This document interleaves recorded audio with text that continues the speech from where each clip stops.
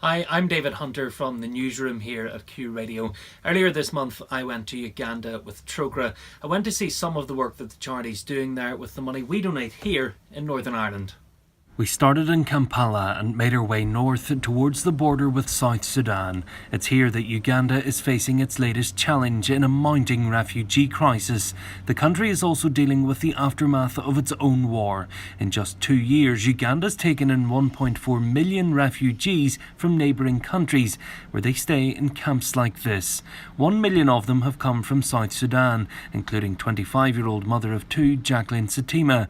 One of Trocaire's main partners here, QRadio, helped deliver training and a small amount of capital so she could start a new business as a seamstress.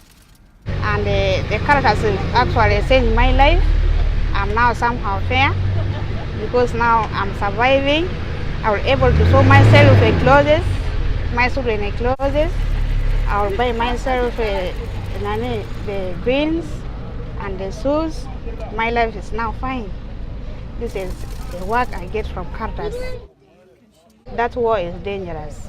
You can get your friend on suit, or you can get your friend today. You can be with the heart, tomorrow you can listen that it's dead, and that one is not good. It's not good. That's why we ran here in Uganda. But here in Uganda, the life actually is good. You cannot hear the sort of gunshot or what is not there. Jacqueline's business is now doing well and she's able to support herself and her children. Another benefactor was Benson. He was given a generator and some welding equipment. In South Sudan they will kill me.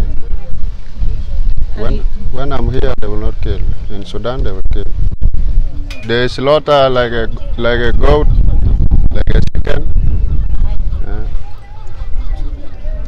When they arrest you, they take you somewhere, they slaughter you. Benson knows all too well the brutality of the war in South Sudan after his friends, brother and father were all killed. He says his mother isn't doing well. She was even crying because the husband has died.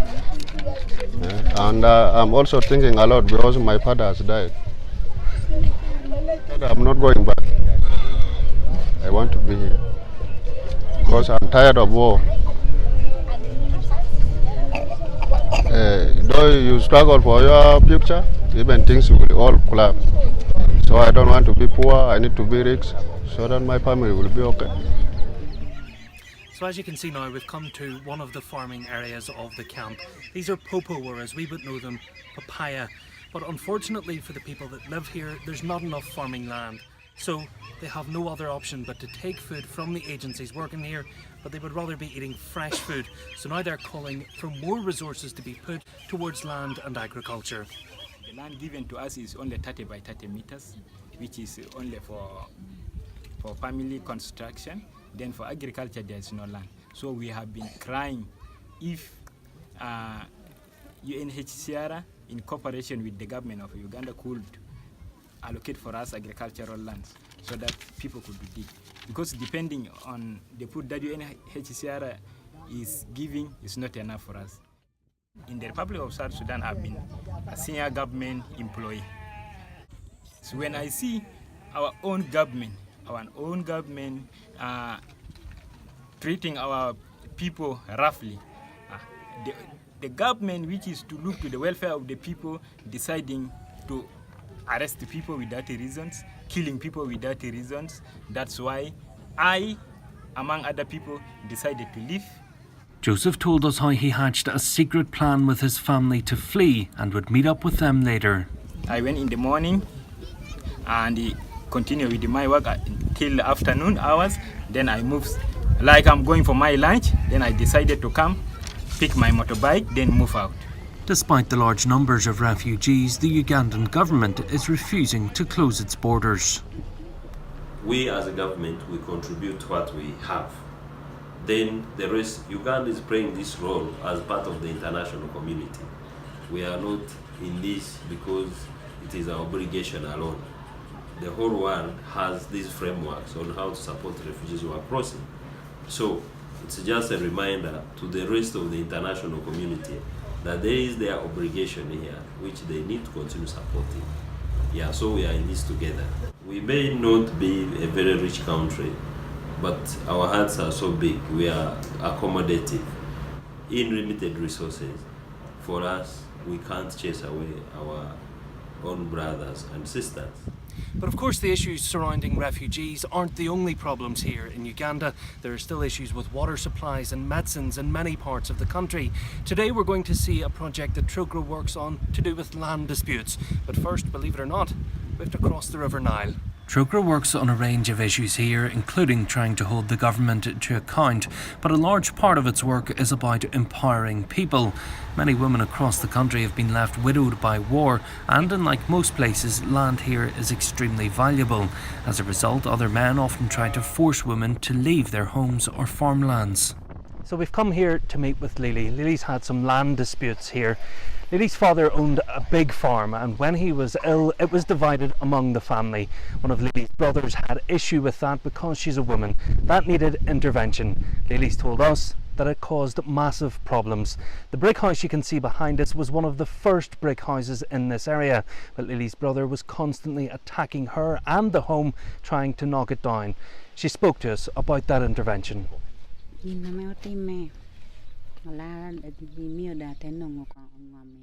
One is because of awareness that she got about her land rights. Then knowing who to help her. The local chairperson one, together with the clan administrations, had to call meetings. She knew what she's going to do. So even the brothers knew, because with awareness she has been attending as we bring outreaches in the community, she got to know her rights to customary land, and then she was able to contact the various stakeholders, and then a mediation was arranged. The mediation yielded a result. Well, thankfully, all of those issues were resolved, and Lily's now doing extremely well here.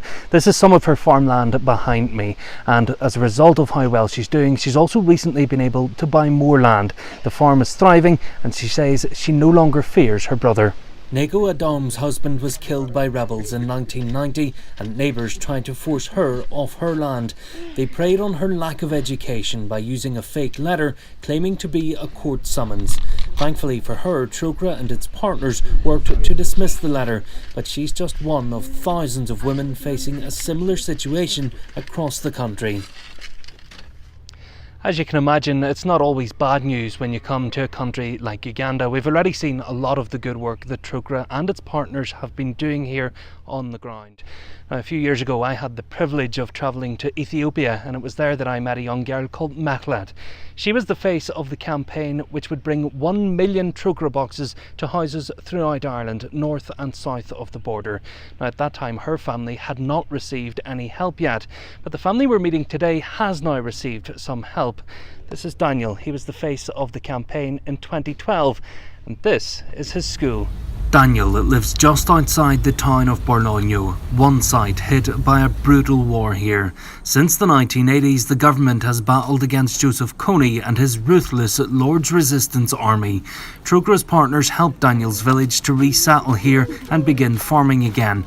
It also pays for his education, much to the delight of his mother. What my parents could not do, Trocaire do it for me.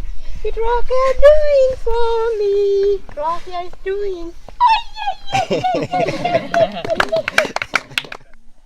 That is why I'm happy, and I don't think much, because my support is coming from Trocaire. They are working day and night to let my people go further education. God is working with them to think that there are some people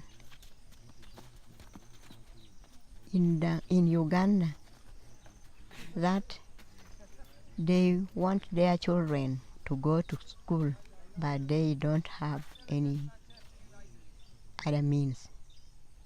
So the support they are giving us is very important to us. Why I want to be a doctor in future? Because from my level, from where I started growing up to at this level of mine, I was not in the good environment because everything was just dirty. So now I need to be a doctor that I should help the communities, providing now sensitizing people about the health and many things. I feel so proud and very happy because in future it will be independent. It will not keep on maybe disturbing, give me some money for 80, buy for me food, what. It will be independent, and in other words, it will start to help other people again, and that will be a very big achievement. He's very happy and so much excited when you visit him like this. When you go back at home in Ireland, say hi to people in Ireland and send them a lot of greetings. Daniel is part of a younger generation who has to live now with the aftermath of war. His own father was taken by the LRA but luckily escaped. Now here in Bologna, just a few miles from Daniel's home, was one of the LRA's most prolific attacks. Behind me is a mass grave for those who were killed that day. Here, a memorial to remember them. The LRA came to this village and killed, according to the government, 121 innocent people, but locals say that was closer to 300. We wanted to find out more about the LRA and their activities, so we found one of Coney's so-called child soldiers who was here in February of 2004 when that attack took place. We were slightly nervous as we drove to meet Dennis Ojara. At the age of 14, he was dragged from his mother's arms near the city of Gulu. The LRA took him to the bush where he was shown how to use a gun and was told what would be expected of him. He didn't disappoint. Dennis was hand-selected to serve under the warlord Joseph Kony.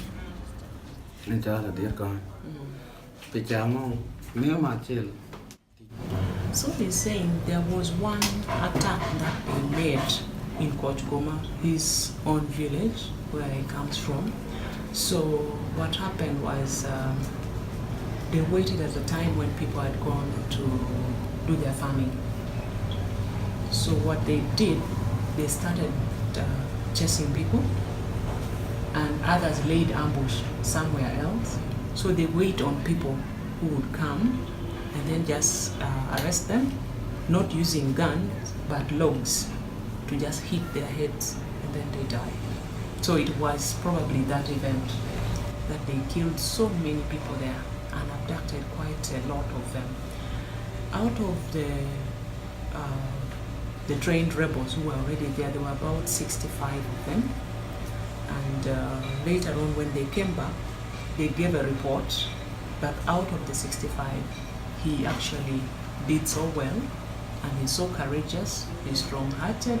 So Kon himself identified with him that he has such a strong heart like him, so he should actually come and stay with him.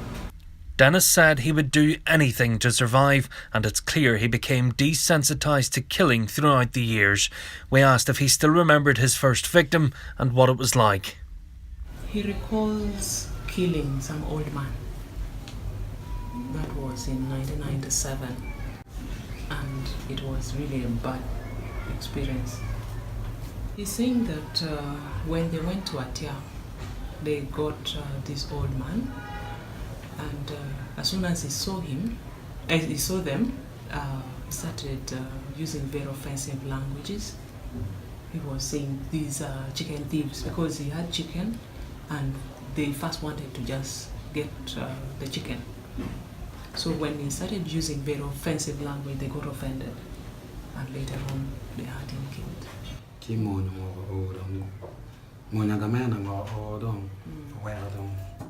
So he recalls one nasty experience that they did was when they went to a place in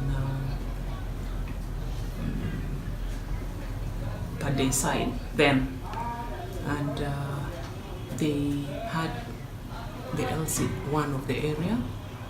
They chopped him into pieces and they put him in a big pot to have him cooked.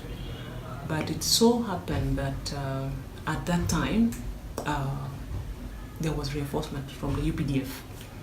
So they came and got them just before they would finish doing all those So immediately they were dispersed.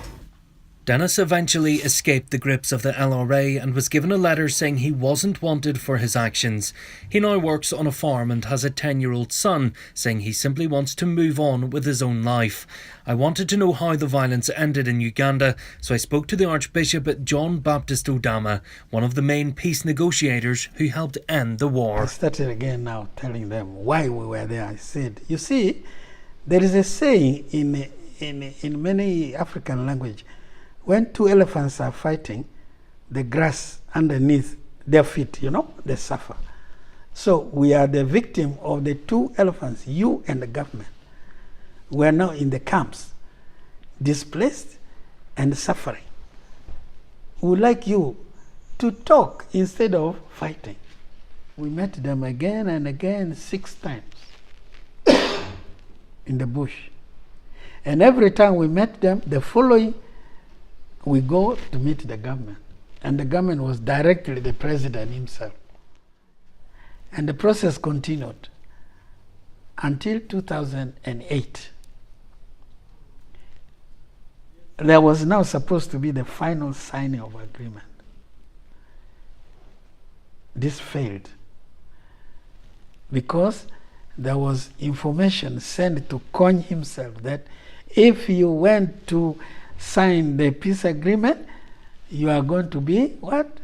You will be either killed or arrested and taken to Hague. Our statement to him was, if we were to summarize, it was in this, said, look, Kony, your life and the lives of those in the government, in the lives of all the people in Uganda, the lives of all those in South Sudan, and those even in Congo, they are very precious. They should not be destroyed. But the good thing in the peace talk was this. Cessation of hostilities was agreed by both sides of Uganda and the Uganda government and the LRA. And because this was a successful, what I call negotiation and mediation and the peace talk, we have peace up to now. Kony was, how do I put it, was interesting man. When you are with him, talking as we are talking now, he was very human and humorous also. And he looked to be somebody who was serious about what he was saying. But when he is away from you, he acts in another way. He can become cruel among among his people and so on. Maybe that was a tactic he was using. But the most interesting thing is when human beings break relations, they become strangers or foreigners to each other. They don't recognize that this is a human being like me.